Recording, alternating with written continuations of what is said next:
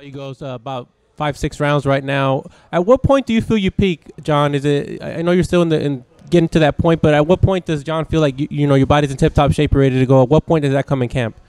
We're hiking up to the peak right now. We're right where we need to be. We're actually ahead of schedule, so I feel good. You saw the sparring. I'm sure you enjoyed it. It was fun. Some heavy hands, some heavy bombs were exchanged. I'm excited where we're at. Next week's going to be a really, really big week of sparring.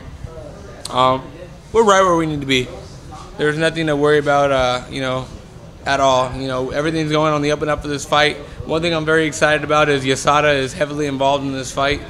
There are random drug tests throughout the camp, and I feel good about it because I feel like everyone's going to be on an even playing field. So I'm very excited about that. Am I excited about them coming barging in trying to take a test? No, but I'm excited that everybody will be on an even playing field on prime time, so the world knows that boxing is a clean sport.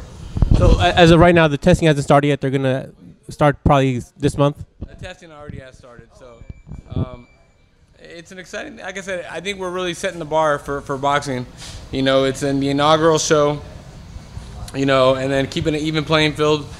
As far as performance-enhancing drugs go, I think it's good for the sport, and I think it's good to show. Because we're not playing this sport. We're not shooting a basketball. We're not passing the ball. We're not hitting the ball.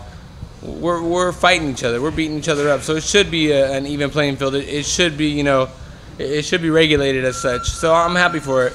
And that's not to take anything away from any. I have plenty of friends that are professional football players, plenty of friends that are professional baseball players. I respect their craft, but I'm saying in our sport, we're actually physically trying to knock another man out. So it's definitely it's a good thing for the sport to be clean.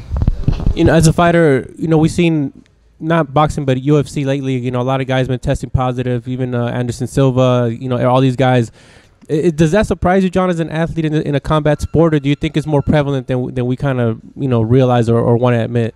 I think it doesn't surprise me because everyone's looking for a competitive edge, and it's human body. We're not passing the ball. We're fighting, so we're looking for that competitive edge, and sometimes we need to. There's a fine line, and WADA always puts out an annual list of what's on the banned substance list annually, and some years things will be on there, some years things will be off. But with that being said, that's my strength and conditioning coach's job to be able to venture through that kind of obstacle course to make sure we're always on the up and up. I've never had a problem. The only supplements I take are the basic supplements, protein, glutamine, stuff to that effect, stuff that's not a banned substance.